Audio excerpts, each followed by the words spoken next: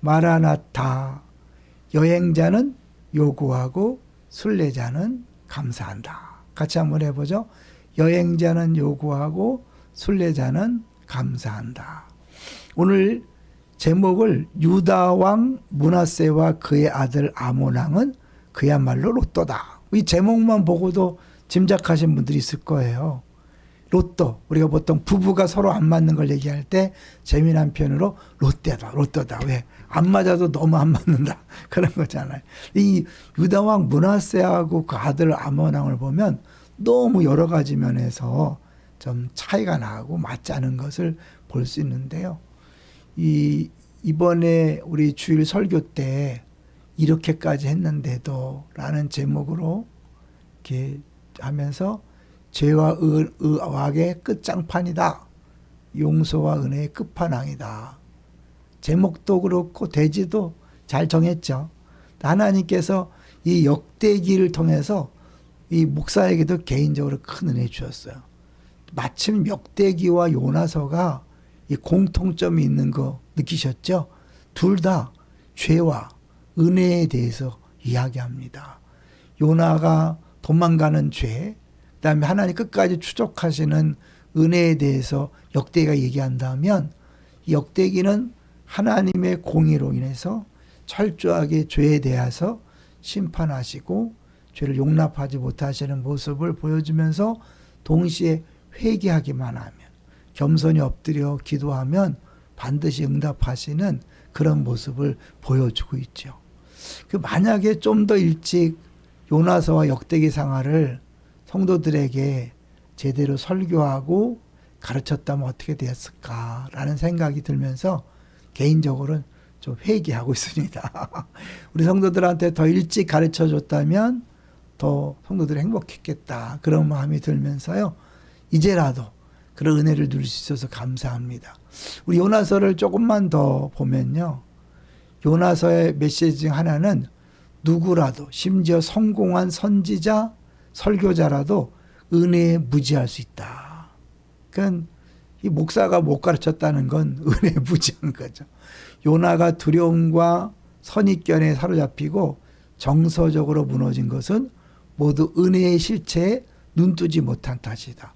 우린 정말 은혜란 얘기를 너무 많이 하잖아요. 찬양도 모든 것이 은혜다. 그런데 진짜 은혜에 대해서 잘 몰랐기 때문에 우리가 덜 행복했고 관계가 어려웠다. 1장에서 요나는 하나님을 피해 달아나고 하나님의 은혜와 긍휼이 이해할 수 없는 수수께끼로만 보였기 때문에 도망간 거죠. 2장에서는 물고기 뱃속에서 동일한 수수께끼를 가지고 씨름하는 거죠. 어떻게 저런 악한 사람들을 하나님이 구원할 수 있는가. 그는 은혜를 이해하는 데 있어서 돌파구가 열리고서야 훈련한다. 그래서 은혜가 필요하고 구원은 여호와께 속했다는 것을 깨닫고 나서 이제 뱃속에서 나오죠.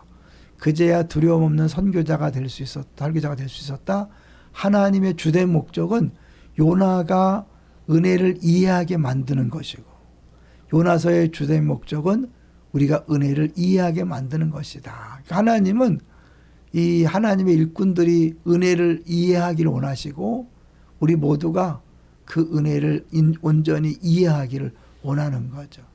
그러니까 이 코로나19를 통해서 그 은혜라는 찬양이 모든 성도들에게 사랑을 받는 거는 어려움 속에서 정말 모든 것이 은혜라는 것을 깨달았기 때문에 그 복음성을 좋아하지만 그러나 거기서 머물면 안 되고 진짜 은혜가 뭔지를 깨달아야 되죠. 그래서 여기 보면 이제 요나가 하나님의 은혜라는 수수께끼를 이해하지 못했다면 우리도 그럴 가능성이 분명히 있는 거죠. 하나님의 깊은 은혜에 무지하다는 것이 우리가 가진 심각한 문제들의 원인이다.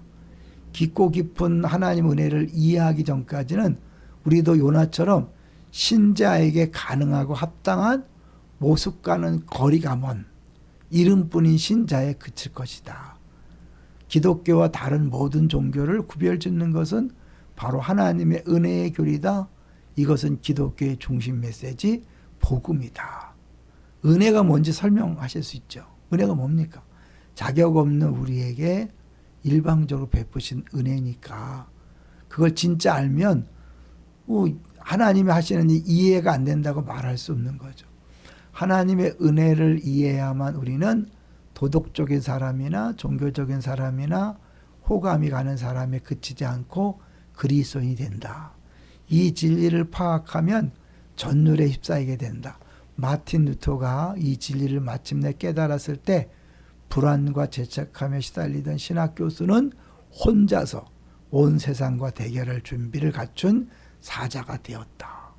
하나님이 하신다는 걸 알면 두려움에서 벗어날 수 있는 거죠. 우리가 주일날 잠깐 말씀드렸지만 이 므낫세와 사도 바울의 공통점이 있죠. 그건 뭐죠? 철저하게 은혜의 모델이라는 거죠. 므낫세는 55년간 통치했지만 사실은 거의 50년 동안 악을 행했죠. 그래서 최악의 왕이다. 성경에서도 므낫세 때문에 유다는 멸망시킨다고 할 정도로 최악의 왕이지만 그가 겸손히 회개했을 때 하나님이 그를 다시 회복시키셨어요. 반면에 아몬 왕은 뭐예요? 2년 동안 아버지의 겸손을 따라하지 않고 악을 행하다가 죽었어요. 근데 생각해 보세요. 므낫세는 50여 년을 참아주셨잖아요. 하나님이. 근데 아몬은 2년 만에 죽여버리셔요. 그러니까 우리가 이해가 안 되는 거예요. 누구나 다 므낫세처럼 하나님이 그렇게 오랫동안 참아주시는 것도 아니고 또 누구나 아몬처럼 갑자기 죽이시는 것도 아니죠. 그러니까 하나님 손에 달린 거죠. 그러면 지금 우리가 지금 존재하는 것, 이 자리에 있는 것 자체가 하나님 은혜죠. 하나님께서 우리가 행한 대로 갚지 않으셨기 때문에 여기 온 것이고 지금까지 살아있는 것을 은혜로 안다면 우리는 어느 누구도 정죄할 수 없고 지적 판단할 수 없는 거죠. 제일 못하는 게 담임 목사고요. 또 못하는 게 교육자들이죠. 제일 참지 못하고 이해하지 못하고 용납하지 못하는 게 사실 담임 목사고 교육자고 그리고 앞에서 오랫동안 신앙생활 한 사람들이 이제 다른 사람을 용납 못해요. 근데 정말 우리의 인생을 쫙 한번 펼쳐보면요. 누가 감히 하나님 앞에서 당당히 설 수 있을까요? 없잖아요. 그러니까 다 주님의 은혜임에도 불구하고 우리가 그걸 깨닫지 못하는 거죠. 유다 므낫세와 아들 아몬 왕은 정말 다른 게 므낫세는 그렇게 오랫동안 참아주셨는데 아몬 왕은 2년 만에 죽이신다. 그리고 므낫세는 그렇게 오랫동안 악을 행했지만 겸손히 엎드려서 회개하고 회복되었지만 아몬 왕은 끝까지 겸손하지 않아서 결국 신하들에게 배반당하고 죽임을 당한 거죠. 이 차이는 뭘까요? 우리는 알 수 없어요. 어떤 것이 진짜인지 알 수 없어요. 진짜 모두가 진짜죠, 그죠? 여기서 잠깐 보시면요, 그 하나님의 은혜를 제대로 이해하면 우리의 짐이 벗겨진다. 잘 들어주시면 좋겠어요. 종교인들은 종종 비신자에게 회심을 권유하면서 일련의 새로운 행동 방식을 받아들이고 새로운 의식들을 실천하고 덕스럽게 살기 위한 노력을 배가하라고 촉구한다. 이렇게 해야 되고 저렇게 해야 되고 이 자체가 율법인 거 아세요? 우리가 그렇게 해서 은혜 받고 그렇게 해서 구원받은 게 아닌데 우리는 다른 사람에게 자꾸 뭘 하라고 그래요. 하지만 그것은 사람들에게 더 많은 짐을 지우는 일이다. 바리새인들이 바로 그런 방식으로 지기 힘든 무거운 짐을 사람들에게 지웠기에 많은 이들이 그 무게에 짓눌려 주저앉았다. 다른 모든 종교는 스스로의 구원을 확보하는 짐을 지게 하지만 하나님은 그분의 아들을 통해 과분한 구원을 허락하신다.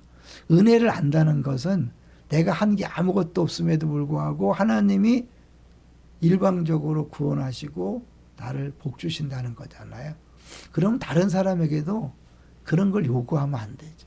조건을 붙이면 안 되죠. 근데 우리 자꾸 그렇게 하거든요. 그리고 우리가 열심을 낸다고 하면서 다른 사람에게도 열심을 내라 그래요. 아니, 그 자체도 또 다른 율법을 강요하는 거죠.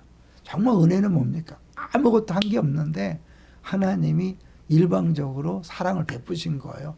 누구 때문에요? 예수 그리스도의 십자가 때문에. 50년 동안 악을 행한 사람에게 그 회개, 단순히 그 회개했다는 그것을 통하여 그 엄청난 악을 하나님이 용서하시고 회복시켰다. 이게 은혜라는 거죠. 그러니까 은혜가 뭔지를 처절하게 보여주고, 이거는 또 우리 사도 바울도 죄인의 괴수라고 그랬는데 하나님께서 그를 용서하시고 그리고 그를 사도로 세우셨잖아요. 그것만 봐도 하나님의 은혜라는 게 얼마나 크고 놀라운 것인가를 깨닫게 되고, 그러다 보면 우리 아무것도 자랑할 게 없어요. 내가 몇 년 믿었다, 뭐 했다, 무슨 봉사했다, 기도 얼마 했다, 성경 얼마 읽었다, 자랑하는 자체가 은혜를 잊어버리는 거죠. 그것도 주님이 주셨기 때문에 가능한 거죠. 문하세를 일찍 아들처럼 하나님께 심판했다면 끝나는 거잖아요. 50년 참아줬어요. 우리 참아주셔서 여기까지 왔습니다. 참아주셔서 그나마 우리가 내세우는 그것들을 할 수 있었어요. 동의하시나요? 그렇다면 다시 한번 은혜를 고백하고 다른 사람을 비판, 정죄, 판단하지 마시고 기다려 주십시오. 참아 주십시오.